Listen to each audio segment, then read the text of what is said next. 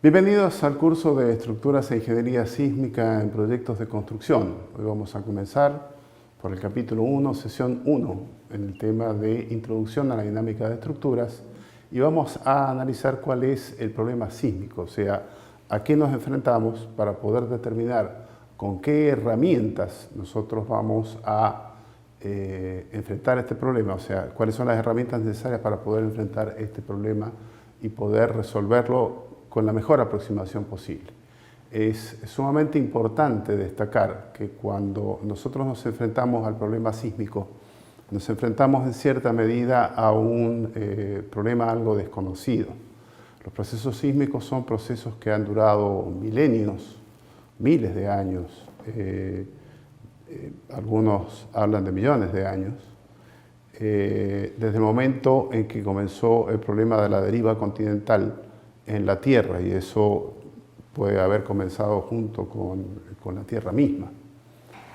Ese fenómeno que se ha producido durante tantísima cantidad de tiempo y que ha producido tantos cambios en el planeta y en nuestra realidad, no es trivial conocer anticipadamente cuáles pueden ser los efectos o los fenómenos que pueden llegar a producirse. Prueba de ello han sido los últimos terremotos que han habido alrededor del mundo desde el año 2009 aproximadamente, cuando empieza con el gran terremoto de Sumatra, posteriormente el terremoto de Chile en 2010, 2011 Japón, 2012 repite Chile, 2015 repite Chile con terremotos de magnitud realmente importantes.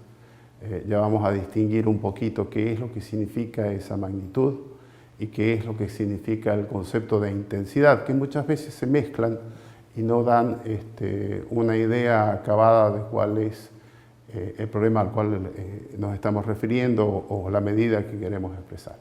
En esta primera parte vamos a ver un poco cuál es este problema sísmico que nosotros vamos a enfrentar. Nosotros nos vamos a encontrar primero con una fuente sísmica que es el origen del movimiento, que puede producirse a muy diversas causas que luego vamos a analizar, seguramente hacia el final del curso, como para cerrar con una explicación acabada de cuál es, de por qué el problema cambia país a país, lugar a lugar. Desde esta fuente sísmica a nosotros se nos genera un input que es un acelerograma. Ese acelerograma es interpretado por el suelo o por la roca, en este caso, que es la zona más profunda que tenemos, y se genera una señal en el punto 1, en lo que se conoce como horizonte de la roca. Se me fue muy rápido esto. De allí tenemos el suelo, también es un vibrador naturalmente, e interpreta esa señal sísmica a su manera, y esto genera que tengamos dos tipos de señales, una en campo libre, que es el punto 2, y otro es en la fundación de nuestra edificación, que es el punto 3. En ese punto 3, entre estructura y fundación, se va a producir una interacción, porque el suelo va a tratar de moverse libremente, pero tiene aplicada una carga en la parte superior que tiene su propia respuesta y que a su vez va a modificar la señal que está entrando en la fundación, para finalmente la estructura manifestar su propia respuesta, que normalmente la representamos como un desplazamiento o una aceleración o una fuerza en el punto 4, que es el punto donde normalmente medimos lo que pasa en este edificio. Ya vamos a ver por qué, es todo un proceso que nos lleva hasta ese punto. Lo importante saber es que el primer input, la primera señal sísmica que se pudo medir en el punto 2, en campo libre, data de los años 45, 46, cuando se produce el famoso terremoto del centro de Estados Unidos, en 1942. El terremoto del centro de Estados Unidos es la primera vez que se puede medir un acelerograma.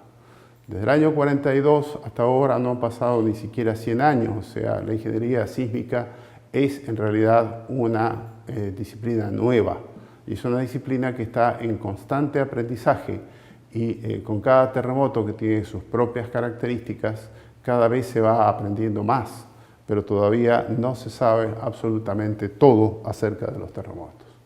Entonces nos estamos enfrentando a un fenómeno que conocemos dentro de ciertos parámetros, pero que ha dado lugar, por ejemplo, si uno cruza la cordillera de los Andes, yo lo cruzo habitualmente entre Argentina y Chile, llego a una altura de 3.400 metros, y a 3.400 metros de altura me encuentro marcas de un caracol ya extinto, que eran los trilobites, y me los encuentro a 3.500, 3.600 metros de altura. En algunas minas que he ido a 4.200 metros de altura, me he encontrado con vestigios de estos, marcas de estos animales, dado que la cordillera es básicamente roca sedimentaria, salvo los lugares donde hay volcanes y aparecen rocas de tipo magmático, entonces las impresiones de estos animalitos quedan.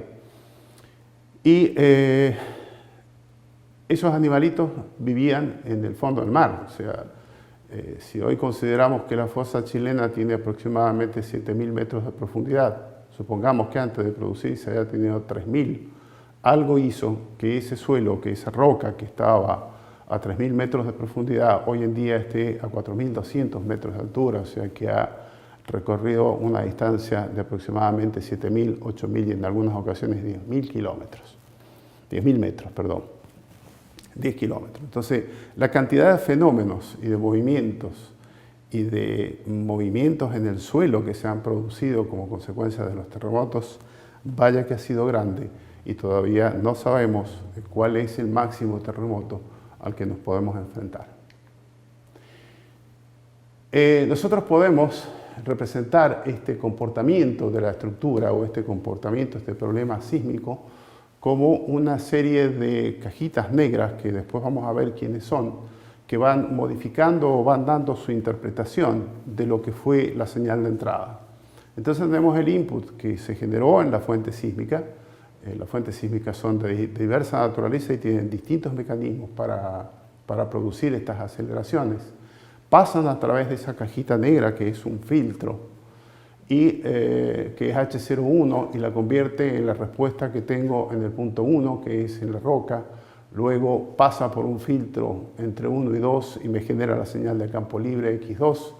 Pasa por un filtro 2, 3 y me genera la señal bajo la fundación de la estructura, que es la señal 3, para finalmente el filtro 3, 4, que es nuestro edificio, nuestra estructura, da su propia respuesta, o sea, toma la señal, la interpreta y da su propia respuesta y tenemos el resultado X4, que puede ser, por ejemplo, un desplazamiento.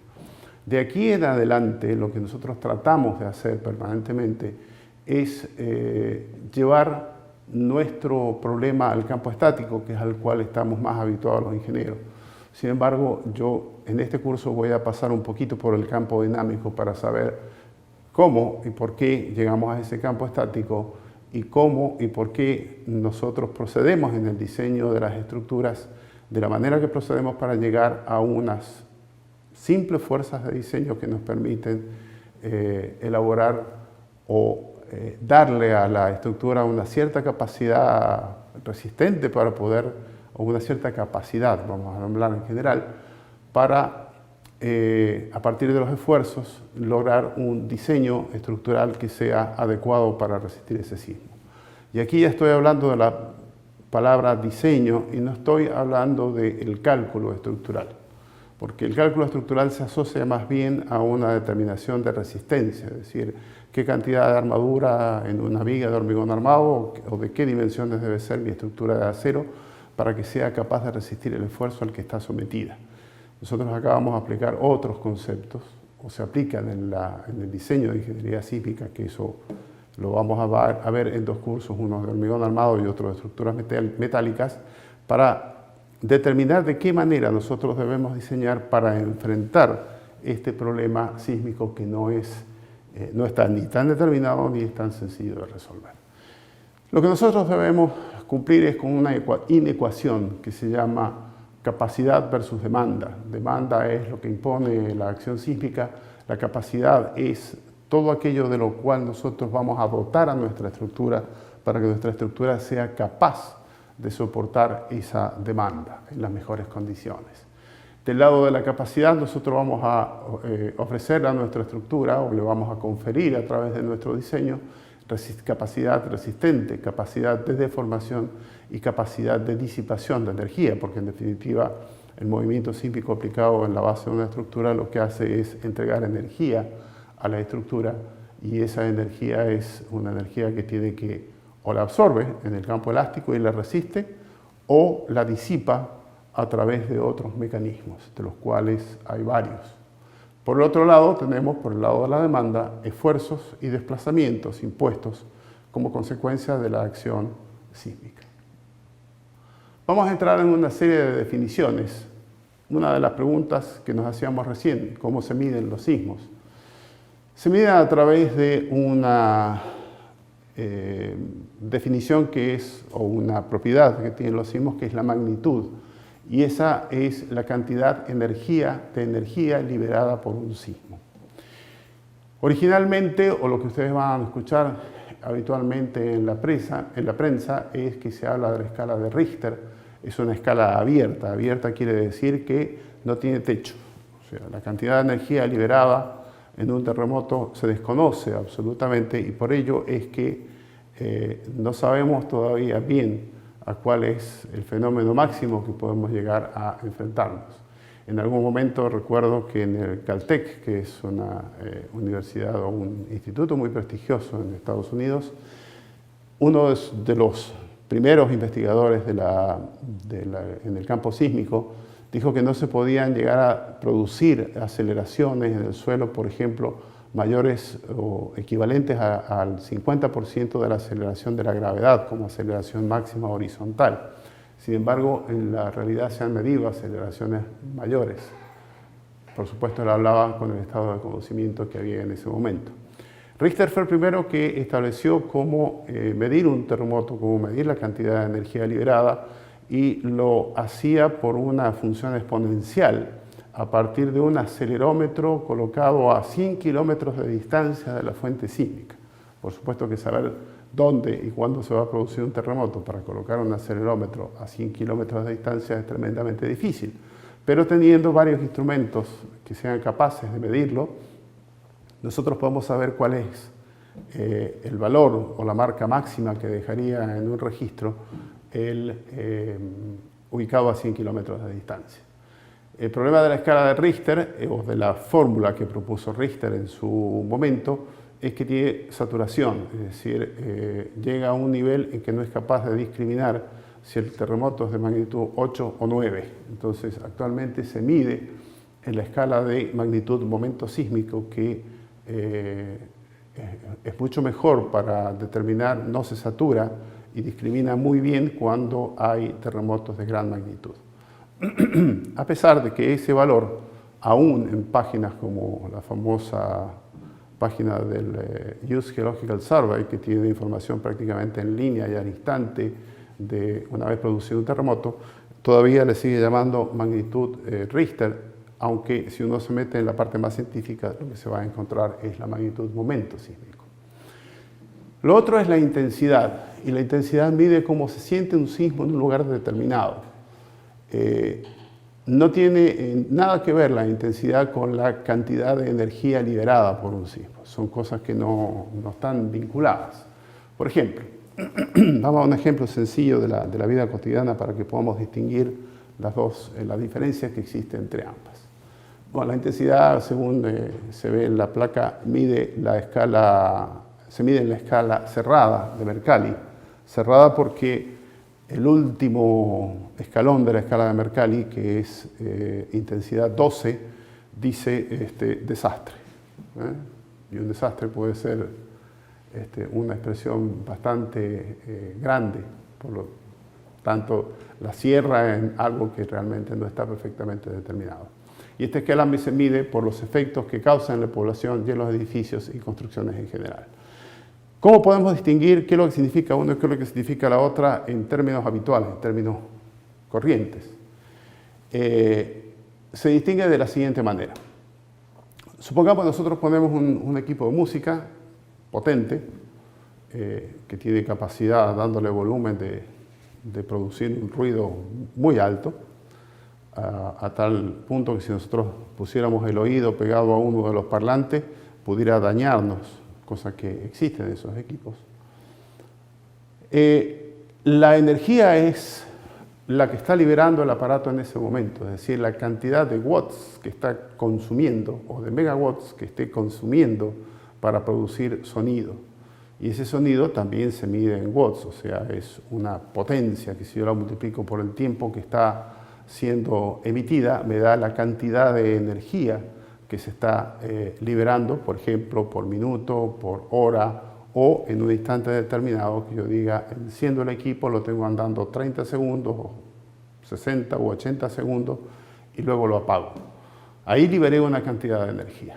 ¿Bien? Eso es asociable o es directamente vinculable al concepto de magnitud. Esa es la cantidad de energía que se liberó. Ahora, ¿cuál es la diferencia con la intensidad? Si una persona, como dijimos recién, está pegada con su oído al parlante que está emitiendo la música, evidentemente lo que va a sentir es un dolor intensísimo y eventualmente puede perforarle el tímpano y producirle daños físicos severos. Una persona, por ejemplo, que está ubicada a 4 o 5 metros de distancia va a sentir menos efectos que la persona que tiene el oído pegado, y eventualmente una persona que está caminando a 3 cuadras del lugar no va a percibir absolutamente nada. Eso es intensidad. ¿Ven? Es cómo se siente, cuán cerca estoy de la fuente, es lo que me va a dar y lo que me va a medir el concepto de intensidad. Y cuán cerca esté de la fuente es el daño o cómo voy a percibir toda esa energía que se liberó. Esa energía afortunadamente no se libera en un punto como pasa en un equipo de música, sino que normalmente se genera en una longitud que es relativamente grande, como es, por ejemplo, el gran terremoto de Chile de 1960, que es el más grande registrado hasta el momento, o del que se tenga memoria reciente. Es un terremoto de magnitud 9.6, pero produjo una ruptura de falla de la zona donde se produce el desplazamiento y es la que libera la energía, del orden de 1000 kilómetros. Entonces es una energía liberada a lo largo de un espacio muy grande.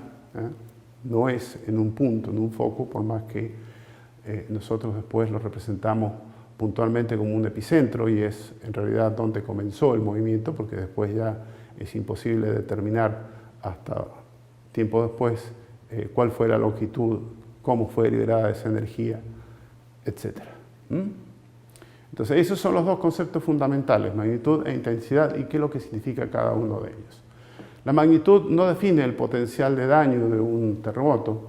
Una gran magnitud en área epicentral puede o no producir gran daño, y esto es debido a que la energía puede liberarse en una zona extensa y generar relativamente poco daño, o en una menos extensa y generar un daño muy elevado. Afortunadamente, los grandes terremotos siempre se liberan en longitudes extensas, entonces las aceleraciones que se han medido hasta el momento pueden llegar hasta el orden de 0,6, 0,7, 0,8 de G, pero no valores mayores. Y cosa muy simpática, y después vamos a ver por qué se produce, estas aceleraciones se han liberado para sismos de magnitud relativamente pequeña, como han sido los terremotos que han habido en Nueva Zelanda recientemente, el año 2010, el año 2012 también.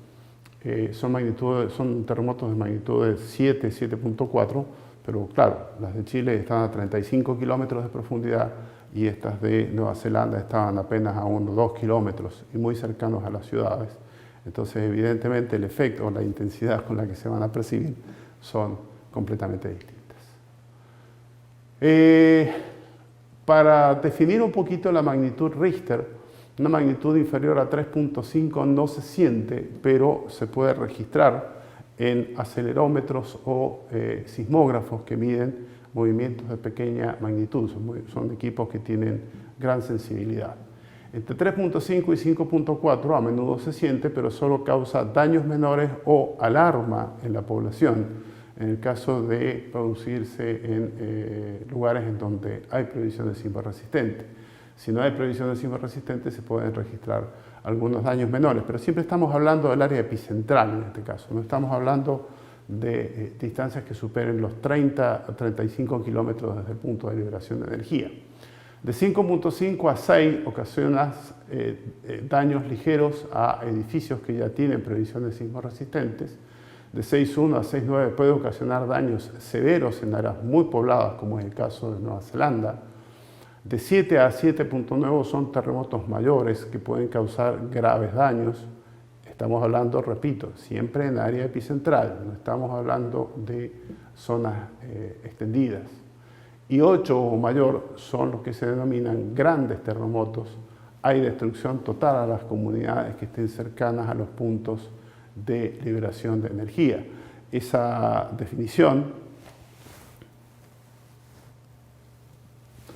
que estamos viendo en pantalla es algo magnificada porque terremoto de 8.6 en Chile en área epicentral no produjo destrucción total a las comunidades cercanas, sí produjo severos daños, pero no destrucciones totales. Las destrucciones se generaron porque normalmente a partir de un terremoto de magnitud 8 o mayor que tiene su epicentro en zona marítima, que fue el caso del terremoto del 2010 o el caso del terremoto de Sumatra, o el caso del terremoto de 2011 en Japón, se generan en zonas que están en el mar o que están muy próximas al mar, y eso son capaces de generar grandes movimientos de agua, que son los famosos y ya conocidos tsunamis, que esos son sumamente destructivos porque es muy poco lo que se puede hacer frente a él, salvo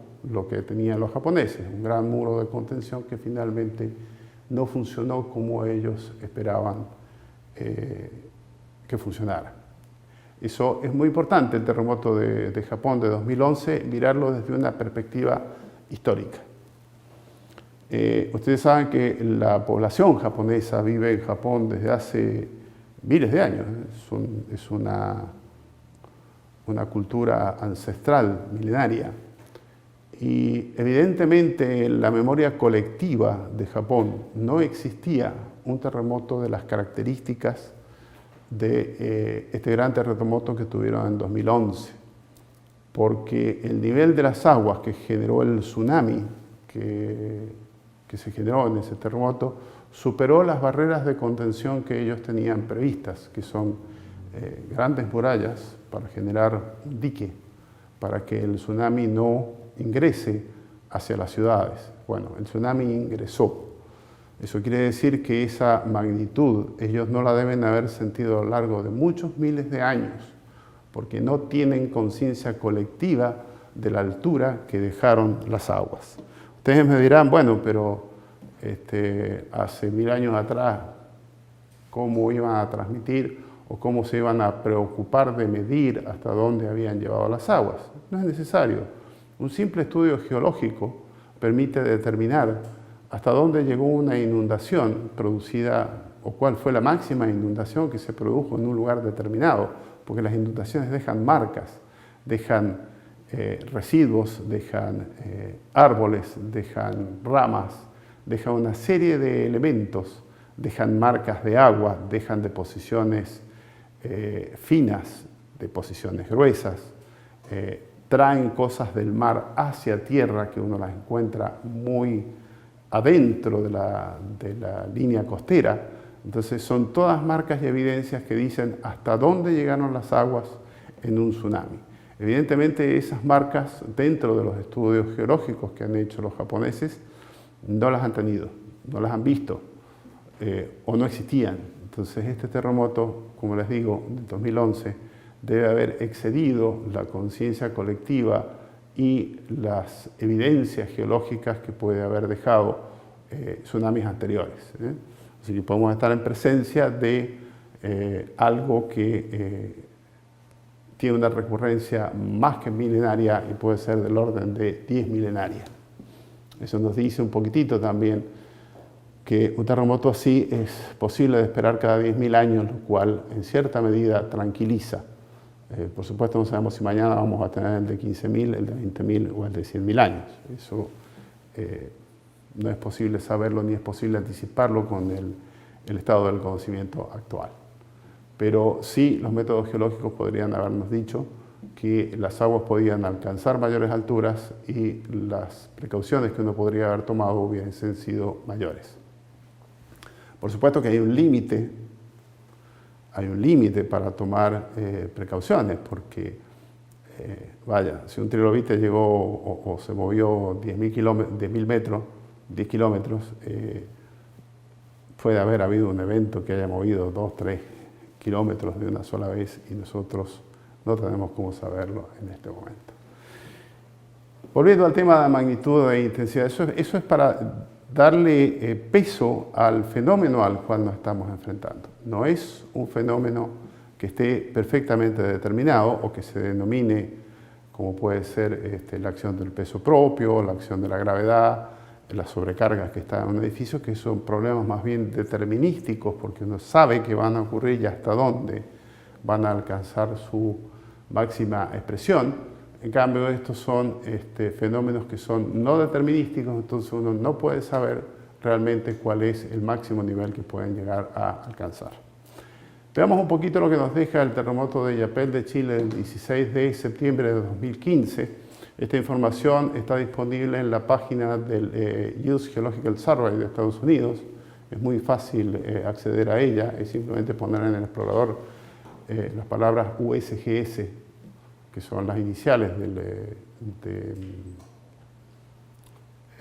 este organismo. Inmediatamente y a medida que va pasando las horas, yo podría decir, se van viendo ya cuáles son los resultados que se van teniendo. Por ejemplo, acá, esto está tomado aproximadamente 4 o 5 días después de producido el terremoto, y ya se sabía cómo se había sentido. Esta es el área epicentral. Bien, aquí comenzó el sismo.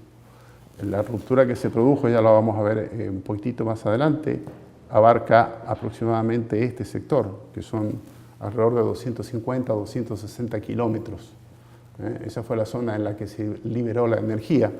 Por supuesto, si ustedes miran la escala de abajo, que es la escala de Mercalli modificada, en donde tenemos las intensidades de 2 a 3, 4, 5, 6, 7. Ustedes van viendo con los colores que van pasando de azul, con la escala de colores que van pasando desde azul, pasan por verde, suben a amarillo y empiezan a ponerse anaranjaditas y ya rojas, que son las más peligrosas. Entonces, este sector ya comienza a ser un sector de daño muy grande en la zona de área epicentral.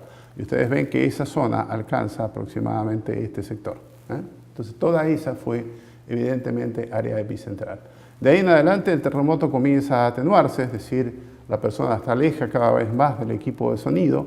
En verde podemos ver cómo se sintió en estos sectores, que son en la zona de La Rioja, San Juan, Mendoza. Acá vivo yo.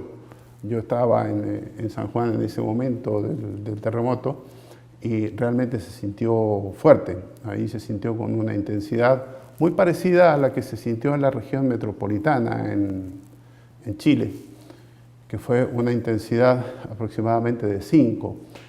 Las características de este terremoto, como de todos los grandes terremotos, es su larga duración. En San Juan se percibió aproximadamente con una duración de 160 segundos, o sea, algo más de 3 minutos. Fue realmente importante porque uno dice, ¿cuándo termina? ¿Cuándo termina? Y el sismo no termina, continúa. Con menor intensidad ya se empezó a sentir en otras ciudades como San Luis, Catamarca, hacia el lado argentino, que es el único lugar hacia el cual se pueden obtener registros, y se sintió también en la ciudad de Buenos Aires. Buenos Aires se sintió en una intensidad aproximadamente de 3 a 4, pero por un proceso de filtrado que se va produciendo con el tiempo en los edificios altos y con tanta duración del terremoto, las amplitudes cada vez van creciendo más, hubo mucha alarma, inclusive hubo un fallecido por un infarto, es decir, el pánico también forma parte de los fenómenos que producen los terremotos y que ya están un poquito fuera de lo que nosotros podemos controlar. Una de las cosas que sí dijo un profesor en un curso que yo asistí en Tucumán, que es el profesor Bertero, muy conocido, es profesor en la Universidad de Berkeley, la Universidad de California, muy prestigiosa en el ámbito de la ingeniería sísmica, y él dijo una cosa que es muy cierta. Él decía, descartando los tsunamis, por supuesto, no hay registros en la naturaleza de que una persona haya muerto debido a un terremoto. Sí, los terremotos no matan en general a las personas. Los que matan a las personas son las construcciones que nosotros hacemos. O sea, la responsabilidad pasa por nosotros. Ahí uno cae en cuenta realmente de cuáles son los problemas que uno tiene cuando firma o cuando se decide a ser calculista. Acá se pueden ver lo que se llaman las líneas de isocistas, es decir, los lugares donde se sintió con la misma intensidad el terremoto. Y ustedes pueden ver que aquí Santiago, que está ubicado en esta zona verde, se siente prácticamente igual en Mendoza, en San Juan. Esta es la línea de isocista que corresponde a ese movimiento, o sea, el que sentí yo en realidad. Acá pueden ver toda esta zona naranja, que fue la que se produjo la mayor poder destructivo en la zona de Chile, y coincide aproximadamente con la distancia que tuvo la zona de ruptura. De ahí se sacan los 250, 280 kilómetros, es decir, más por sus efectos que por haberlos medido directamente, que eso es una técnica muy empleada para este tipo de cosas. Acá tenemos lo que significa la escala de Mercalli, que es la que nos define cuáles son las intensidades, cómo se describen las intensidades en los distintos sitios. Si uno entra, por ejemplo, a la página del USGS y tiene información para suministrar, esta información la puede suministrar respondiendo a un cuestionario tipo que tienen ellos, y de acuerdo a lo que uno responde, ese cuestionario tipo es que ellos van estableciendo las escalas de intensidades, es decir, por la descripción de las personas. Para el grado 1 es muy débil, no se advierte. El grado 2 es débil, se percibe solo por algunas personas que están en estado de reposo, pero muy reposo. 3 es leve, se percibe en los interiores de los edificios y las casas. ¿Por qué en los interiores de los edificios y casas? Porque las casas empiezan a tener respuesta, empiezan a amplificar el movimiento, entonces uno puede llegar a sentirlo con mayor facilidad.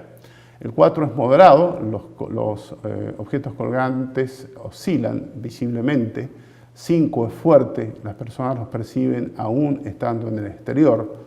Eso me pasó a mí en el terremoto precisamente en el último de este año, de 2015 de septiembre, en el que luego del terremoto principal se producen réplicas o reacomodamientos de la corteza terrestre que van produciendo sismos de menor magnitud que el sismo principal, aunque siempre se espera que haya alguna de las réplicas que esté muy cercana a la magnitud más elevada, o sea, a la magnitud del sismo principal. Yo iba conduciendo, paro en un semáforo y estando aún arriba del automóvil pude percibir la réplica que se produjo unos 10-15 minutos después del terremoto principal. Iba a ver a mi madre a ver cómo estaba. El 6 es bastante fuerte, los perciben todas las personas. Se siente inseguridad al caminar, muchas personas se marean. La escala 7 es muy fuerte, los objetos colgantes se estremecen, se experimenta dificultad para mantenerse en pie, eso es absolutamente cierto, hay que apoyarse en algo, si no uno puede caer. Se producen daños de desconsideración a las estructuras de albañilería mal construidas o mal proyectadas, es decir, sin previsiones sismorresistentes. El sismo ya en una intensidad 8 es muy fuerte o es destructivo, se hace difícil e inseguro el manejo de vehículos, está el grado de agitación que existe en el suelo, que uno cuando está manejando se mueve tanto que puede perder el control del vehículo. El 9 es ruinoso, hay pánico generalizado, que es lo que se puede sentir en áreas epicentrales, todos los edificios sufren grandes daños, las casas sin cimentación se desplazan, se quiebran algunas canalizaciones subterráneas, la tierra se fisura, se agrieta, hay asentamientos en el terreno, puede haber hasta asentamientos masivos de terreno, los cuales yo he visto, y si tenemos oportunidad, pues tanta la información que hay, vamos a hablar también de algo acerca de ellos. En la escala 10 es desastroso, destruye gran parte de las estructuras de albañilería de toda especie, el agua de canales, ríos y lagos sale proyectada hacia las riberas, o sea, el grado de agitación es enorme. El 11 es muy desastroso, muy pocas estructuras de albañilería quedan en pie, los rieles de las vías férreas quedan fuertemente deformados por los desplazamientos que sufre la tierra, vamos a ver algunos ejemplos. Las cañerías subterráneas quedan totalmente fuera de servicio. Ya a cierta intensidad, entre 8 y 9, en las zonas sísmicas, directamente hay sistemas para cortar la distribución de energía eléctrica y cortar la distribución de gas. Ese ejemplo, o eso se aprendió cerca del año 1900, que se produjo un gran terremoto en San Francisco, que el daño que se produjo no fue tanto por el terremoto, sino por la rotura de cañerías de gas. Recuerden que San Francisco en aquel momento estaba iluminado por gas, todas las luminarias que habían en las calles eran de gas, o funcionaban con gas, por tanto se produjo la rotura de esas cañerías, se produjo un enorme incendio que acabó prácticamente con la ciudad de San Francisco. Es decir, no solamente hay que analizar el caso del daño directo que produce el sismo, sino que también hay que tener en cuenta el daño indirecto. Y como les dije, la escala 12 es catastrófico. El daño es casi total, se desplazan grandes masas de roca, los objetos saltan efectivamente al aire, los niveles y perspectivas quedan distorsionadas, es decir, hay deformaciones a nivel del suelo que son capaces de cambiar la geografía. Piensen en el terremoto del año 2010 en Chile, que fue capaz de desplazar el área epicentral unos 3,5 metros hacia el suroeste. Toda la población se desplazó 3,5 metros hacia el suroeste. Inclusive Buenos Aires se desplazó 15 centímetros hacia el suroeste también, e incluso algunos segundos cambió el eje de la Tierra. La posición del eje de la Tierra cambió de posición debido a la gran liberación de energía que se produjo como consecuencia de ese terremoto. Todos esos datos han podido conocerse recién en estas épocas en las cuales los sistemas satelitales y de GPS permiten reubicar los lugares después de producido semejantes catástrofes. Cosas similares produjo, por supuesto, el terremoto de Japón del año 2011. Inclusive ustedes, no sé si lo habrán visto en televisión, pero por lo menos la información a mí me ha llegado, toda la costa de La Serena en gran parte se profundizó, es decir, las playas, si uno entra al agua, el agua sube mucho más rápidamente que lo hacía antes del terremoto. Eso ha producido un problema a nivel turístico que mucha gente que tenía proyectado ir a La Serena ha descartado ir a La Serena porque el paisaje ha cambiado. Registros que se realizan durante la ocurrencia de un terremoto. Se puede registrar o asociar a la intensidad con que se sintió un terremoto un dispositivo que se llama el sismoscopio de Wilmot. El sismoscopio de Wilmot lo que hace es medir la aceleración máxima, no es capaz, nos dice cuáles son podemos inferir cuáles son los desplazamientos máximos que se han producido o las aceleraciones máximas que se han producido, pero no podemos saber en qué instante de tiempo se produjeron, o sea, simplemente nos da una idea del máximo. Es un aparato que está constituido por, en la parte, está tomado en este punto central, es un péndulo que gira alrededor de ese péndulo, de ese punto central, está tomado con un hilo. Acá abajo hay un plato, bien, que suele ser de acero, y tiene dos imanes que están puestos arriba y abajo de ese plato, de tal manera de simular lo que se denomina como amortiguamiento viscoso, y eso se produce por las corrientes parásitas de Foucault. Uno sabe que si uno mueve un objeto metálico dentro de un campo eléctrico, se produce una fuerza que intenta detener ese movimiento, y esa fuerza es proporcional a la velocidad con que trata de moverse. Entonces, es lo que luego veremos la definición de amortiguamiento viscoso. Y uno puede simplemente calibrarlo acercando o alejando los los imanes. Y en la parte superior tiene un brazo, que es este que está acá, con una aguja muy delgada que se mueve solamente sobre un disco que tiene forma esférica para seguir el movimiento y que entonces produzcan oscilaciones en el brazo, que está simplemente ahumado con una vela. Pone una vela abajo y lo va ahumando, y el sismoscopio se va a mover en todas direcciones y va a producir marcas sobre ese ahumado, que va a ser un movimiento así de tipo caótico. Va a ser una cosa así, de acuerdo a cómo se fue moviendo el sismo. E inclusive se puede ver en algunos casos, si el disco llegó hasta acá, que se sale la marca del disco, es decir, el terremoto o la intensidad del terremoto fue muy fuerte. Eso se pudo observar en el terremoto de San Juan, Argentina, en el año 1977, 23 de noviembre de 1977, que se produjo a las 6:27:30 de la mañana. Me acuerdo muy bien porque yo estaba estudiando ingeniería en ese momento. Entonces pequeño instrumento y simple instrumento es capaz de decirnos qué aceleración máxima se produjo, y también se puede asociar a la intensidad con la que se sintió el movimiento. Hay varios estudios en ese sentido. Es un aparato que, por supuesto, ha caído prácticamente en desuso debido a que la ingeniería electrónica ha avanzado tanto que puede producir aparatos que miden movimiento a un costo relativamente muy bajo. Entonces, entre tener un registro de aceleraciones o de desplazamiento y tener simplemente una marca, mucha gente prefiere tener el registro entero. Pero estos aparatos también son muy económicos, pueden distribuirse mucho y ayudan mucho a establecer cuáles son las isocistas reales que corresponden, y no quedarse solamente con la descripción de las personas. Normalmente estos aparatos están calibrados para tener un periodo de 0,7 segundos y un amortiguamiento del orden del 10%.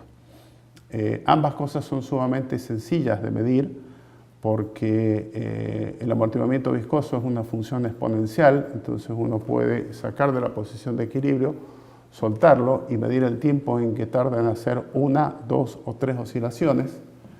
De esa manera calcula el periodo, y el amortiguamiento lo conoce por la ley de decrecimiento entre una y otra marca. O sea, uno produce un desplazamiento, genera una marca, produce otro desplazamiento, genera una segunda, otro desplazamiento mayor o menor, genera una tercera, y puede de esa manera inferir cuál es la forma exponencial en la que va disminuyendo y calibrarlo a ese valor de 0,7 segundos y a un 10% de amortiguamiento.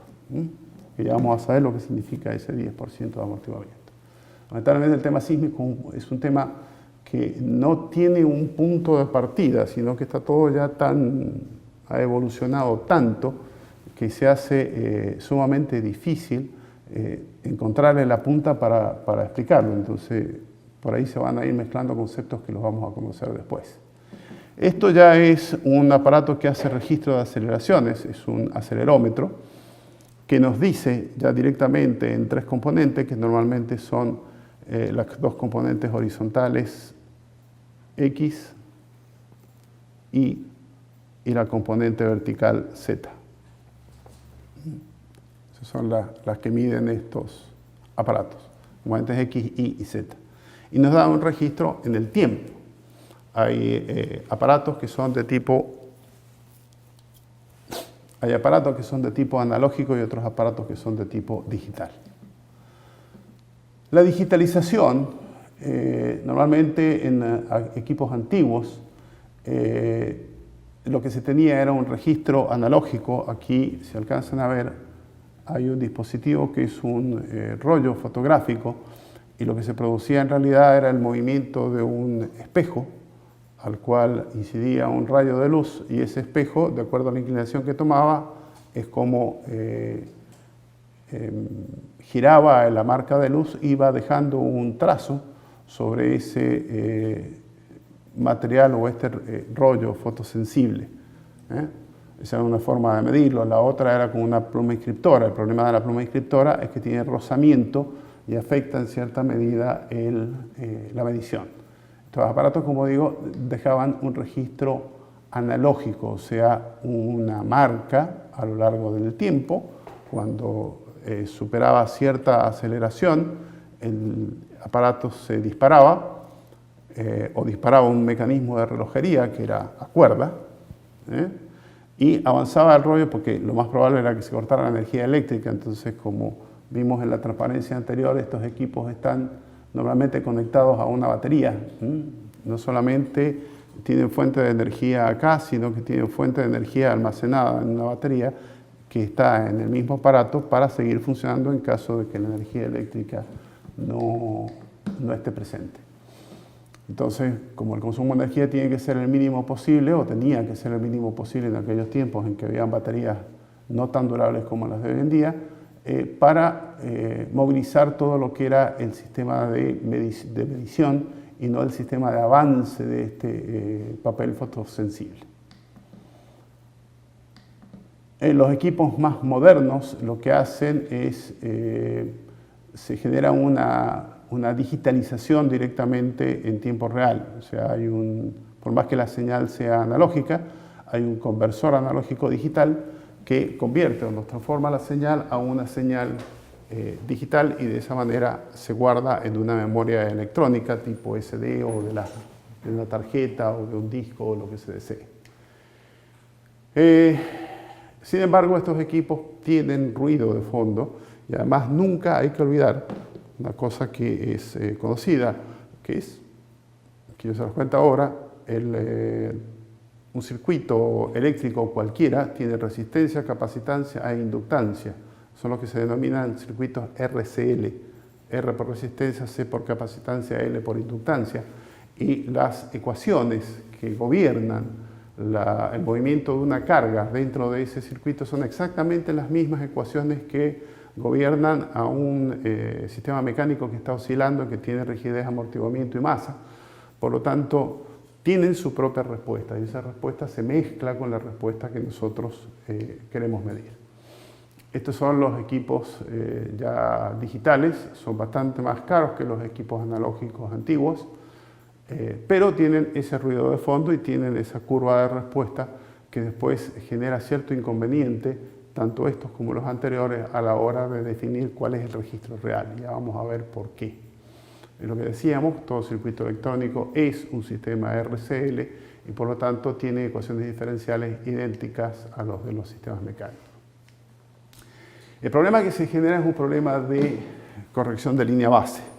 ¿Qué es lo que ocurre? Nadie nos asegura que este papel cuadriculado sobre el cual nosotros vamos a generar la marca de nuestras aceleraciones en el tiempo, estas alturas, esto tiene un eje central, estas alturas son las aceleraciones, o son proporcionales a las aceleraciones, vamos a ponerle A sub G, y el recorrido, cada una de estas marcas, es proporcional al tiempo. Ahora, ¿qué ocurre? Que uno esperaría que este papel se moviera según esta trayectoria que tenemos acá, que es la trayectoria supuesta. Sin embargo, el papel va a tener oscilaciones, o el rollo fotográfico va a tener oscilaciones, y va a tener una trayectoria que no va a ser exactamente rectilínea. ¿Qué va a generar eso? Va a generar que la línea de base, esta que tenemos acá, está afectada por el movimiento del papel, o está afectada por el movimiento de ruido que se va generando en una señal discreta o una señal digital. Entonces, tiene que pasar por un proceso de corrección de línea base que lo que intenta es quitar precisamente estas ondas de largo periodo que se producen por efecto del movimiento de papel. Porque una aceleración que está sostenida en el tiempo produce un gran desplazamiento que es irreal. Entonces, lo que estamos midiendo no es la realidad, sino que estamos teniendo una imagen de la realidad que está distorsionada por el propio sistema de medición. Al tratar de corregir esa línea de base se producen problemas muy complejos porque no sabemos si junto con ella estamos también eliminando información real que se ha producido durante el terremoto. Imagínense que si toda la zona del área epicentral del terremoto de 2010 se movió 3,5 metros hacia el suroeste, lo hizo con un periodo tremendamente largo que ahora ha podido ser medido por los sistemas GPS, y son ondas que están en los 10, 12 segundos. Entonces lo que nosotros medimos realmente en un acelerograma de esto es lo que está montado sobre ese movimiento. Eso tiene su influencia después en otros sistemas que vamos a ver de diseño que se están utilizando últimamente, que son los sistemas de protección sísmica. Este problema de la línea base y de saber si lo que estamos filtrando es o no información real, lo demostró un investigador, Iwan, en Estados Unidos, que lo que hizo fue montar sobre una mesa vibratoria un aparato de medición de aceleraciones, le mandó una señal conocida al sistema para que se moviera, sometió al proceso de filtrado el acelerograma obtenido y después la señal que fue enviada y el acelerograma obtenido después de filtrado no coincidían porque se habían eliminado ondas de largo periodo que él intencionalmente había incluido en su registro o en la señal que había enviado. Veamos ahora también, se producen ondas de periodo corto. Lo que tenemos allí es una de las primeras mesas digitalizadoras que se emplearon para, una vez obtenido el registro analógico, se ponía un operador con este instrumento que está acá, que es capaz de posicionarse en coordenadas X e Y dentro de esta mesa. Entonces uno puede definir cuál es el punto cero apretando una de las teclas y a partir de allí está definido el cero de coordenadas XY de este sistema. Y van a ser avances de tiempo, X va a ser avances de tiempo y van a ser las aceleraciones que mide. Entonces él iba con este aparatito que tenía un retículo, apuntaba aproximadamente en el centro de una línea que tenía un cierto grosor, o sea, no era una línea muy delgada lo que dejaba la impresión. Entonces tenía que tratar de apuntarle al centro de la línea o a la parte superior de la línea y ahí, pum, digitalizar. Apretaba una tecla y el dato era ingresado a la computadora. Por supuesto que a veces le pegaba arriba, a veces le pegaba abajo del centro y eso va introduciendo una onda de alta frecuencia que también debe ser filtrada. Ese es el otro problema o las ondas que se denominan de periodo corto. Veamos un poquitito cuáles son después lo vamos a ver hacia el final del curso, un poco de sismicidad para tener idea cuando leamos parámetros de distintos terremotos, qué es lo que ha significado ese terremoto. Aunque hay otras formas también que son bastante simpáticas para darse cuenta de cuál es el daño o cuánto tiempo podría ocurrir desde que se produjo un terremoto de semejante magnitud o intensidad, de acuerdo a que estemos en área epicentral o no. Lo que ocurre, o el mecanismo que tenemos dentro de la Tierra, del geoide que forma la Tierra, es, todos lo sabemos, la Tierra rota alrededor de su eje de rotación, pero además no es maciza la Tierra, sino que la parte superior es una corteza sobre la cual podemos desplazarnos y está relativamente fría, pero hacia el interior sabemos que existe toda una masa de distintos materiales que está en estado de fusión, y ese estado de fusión va cambiando, o el estado de densidad va cambiando en la medida que nos acercamos hacia el centro de la Tierra. Entonces, obviamente, esa rotación de la Tierra, el líquido trata de quedarse en su posición y la Tierra rota. Como hay un cambio de densidad, hay parte de ese material que es arrastrado y se producen corrientes magmáticas que buscan salida o buscan alivio a la presión que se va generando por ese efecto de rotación.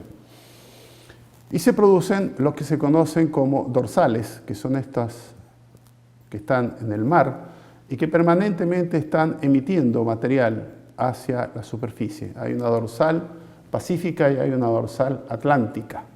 Ya después las vamos a ver más en detalle.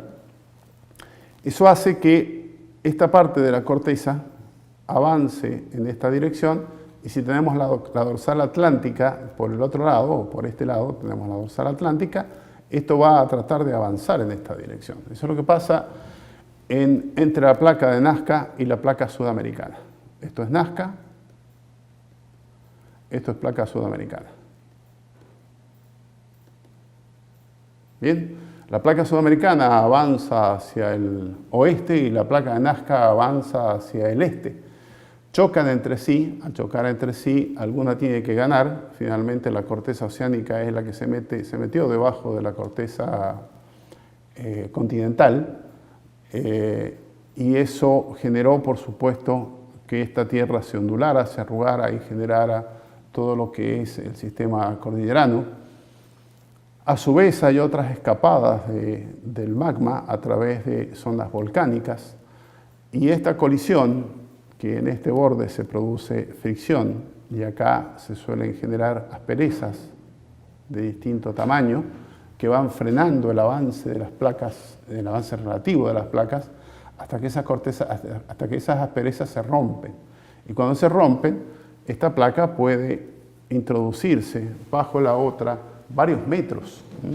Se calcula que el terremoto de 1960 de Chile produjo un desplazamiento del orden de 5 metros, o sea, la placa de Nazca se metió debajo de la placa sudamericana aproximadamente 5 metros a lo largo de 1000 kilómetros. Y esa es la fuente de liberación de energía que produjo este terremoto. Este es un terremoto particular o una sismogénesis particular que se conoce como mecanismo de subducción. Ese mecanismo de subducción se produce por precisamente la teoría de la deriva continental.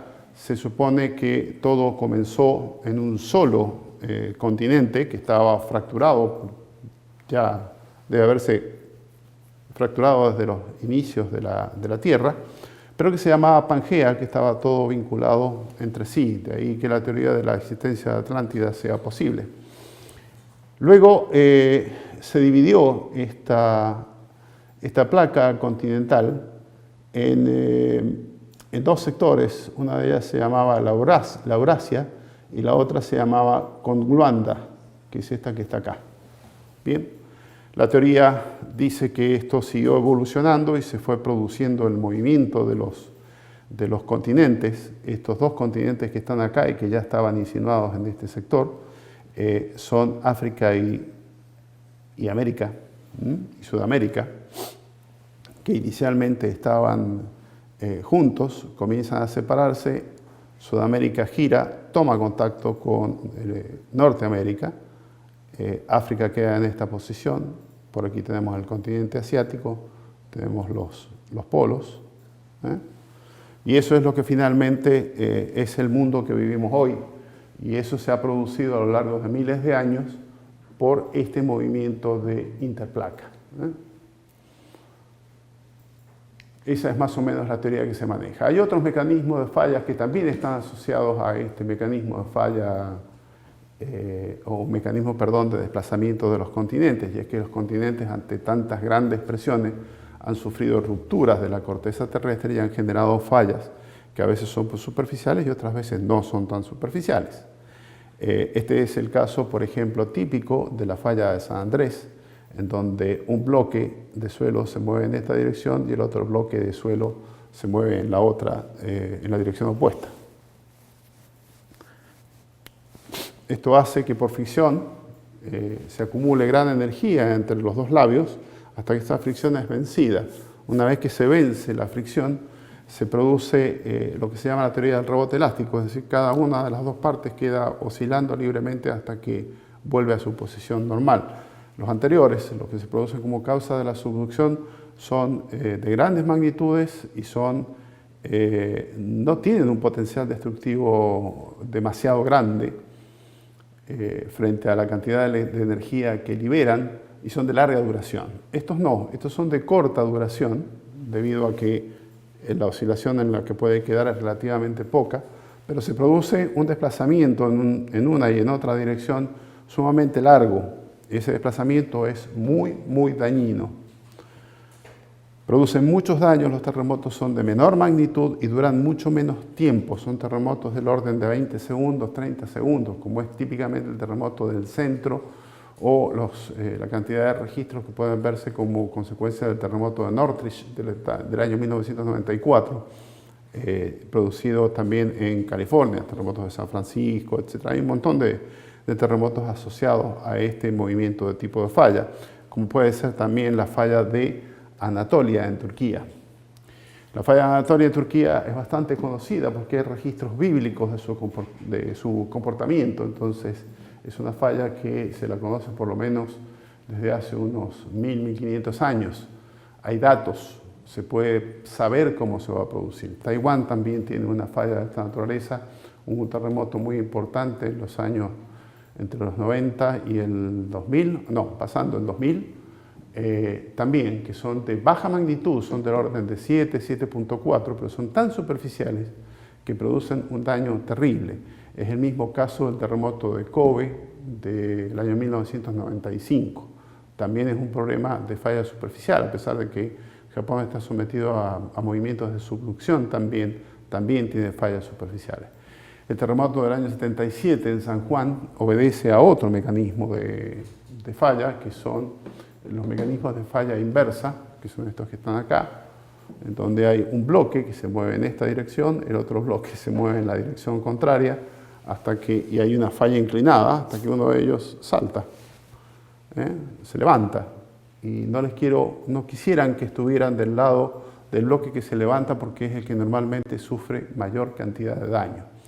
El terremoto de San Juan, por ejemplo, del año 1977, fue un terremoto de doble falla inversa. Hay un cerro que se llama Cerro Pie de Palo, que está en Argentina, en San Juan, y tiene dos fallas de esta naturaleza en los bordes.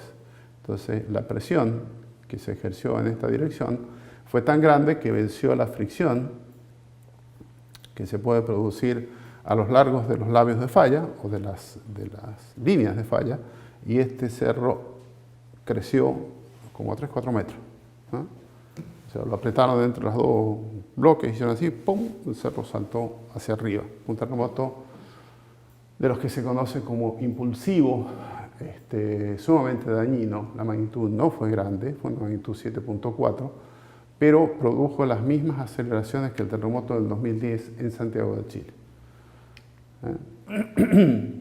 Estos son los distintos tipos de ondas que se producen durante un terremoto. Están las ondas P, que son ondas de compresión, van avanzando así, generando compresión, así. Son las más rápidas, son las primeras en llegar, también se las conoce como prime, por eso le puso el nombre de onda P, porque es la primera que llega. Después está la onda de corte, que es esta que ustedes ven acá, que se la denomina onda S, por shear o por secundaria. La distancia que uno puede apreciar en un acelerograma entre la llegada de la onda P y la llegada de la onda S es la que permite calcular la distancia al foco, la distancia a donde se comenzó a producir el movimiento intenso. Las ondas de Lowe, que son ondas que se desplazan, van avanzando en esta dirección, pero van generando este tipo de movimiento. El suelo va haciendo así, va avanzando en una dirección, en este caso esta dirección, y son sumamente destructivas, pues son ondas superficiales. Y esta es la onda de Rayleigh, que es una onda que avanza así. Va generando elipses que retroceden, pero la onda va avanzando en esta dirección. También son ondas superficiales de alto poder destructivo, entonces también depende de la cantidad y magnitud bien digo, de estas ondas que exista en un registro sísmico para medir también su potencial de daño. Estos terremotos o estos movimientos causan gran daño tanto a nivel de estructuras como a nivel de infraestructura. Las dos transparencias que vemos, las dos fotografías que vemos en la parte superior son daños que han producido sobre las estructuras, colapsos. Esos colapsos afortunadamente han ido disminuyendo en el tiempo gracias a la evolución de la ingeniería sísmica. Producen daños a nivel no estructural. Supongan una industria que se dedica a fabricar tornillos y los tiene almacenados en elementos verticales que están simplemente apoyados en el suelo. No les quiero contar qué es lo que queda después de un terremoto, porque reclasificar toda esa producción de tornillos es imposible. Por lo tanto, se pierde esa producción y se comienza de nuevo, es mucho más económico. También produce fallas a nivel de infraestructura, que es lo que estábamos hablando hace un rato, al definir la escala de Mercalli, que es que produce agrietamientos fuertes, agrietamientos en el terreno, y produce directamente la falla de los sistemas de conducción, sea de agua, sea de residuos, sea de electricidad, sea de gas, de lo que sea. Por eso es que todos estos sistemas deben detenerse cuando las aceleraciones, cuando el nivel de agitación del suelo llega a un nivel en el que ya se vuelve inmanejable.